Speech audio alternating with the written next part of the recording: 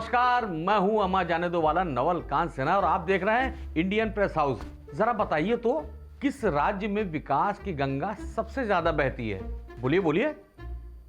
हाँ, सही कहा आपने, गुजरात में। और गुजरात की राजधानी? अरे कहना क्या चाहते हो? बिल्कुल दुरुस्त, गांधीनगर। और इसी गांधीनगर के पड़ोस में है गुजरात का सबसे बड़ा शहर अहमदाबाद। यहाँ विकास का एक ऐसा अजूबा अवतरित हुआ है जो ऊपर चढ़ तो पा रहा है लेकिन उतर नहीं पा रहा है।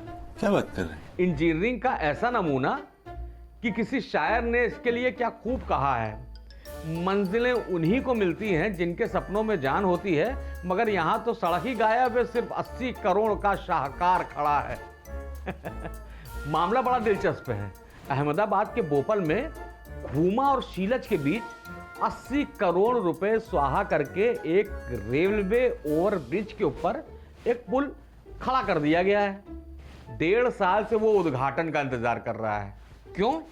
क्योंकि जैसे ही आप घूमा से चढ़कर शीलच की तरफ उतरते हैं ना, तो सामने हाईवे नहीं बल्कि एक दीवार खड़ी है। वो आपका स्वागत करती है।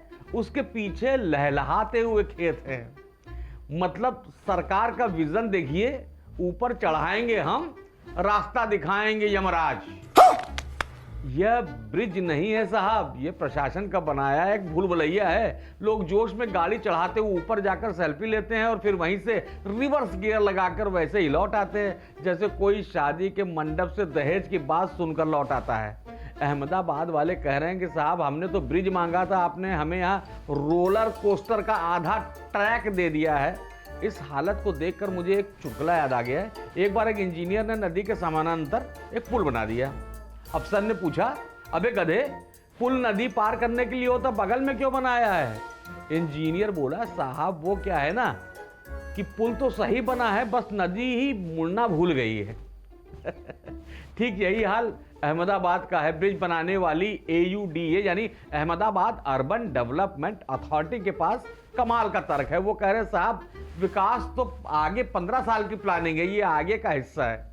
अमा भाई, जब घर बना रहे थे तब नहीं पता था कि दरवाजा दीवार की तरफ खुल रहा है।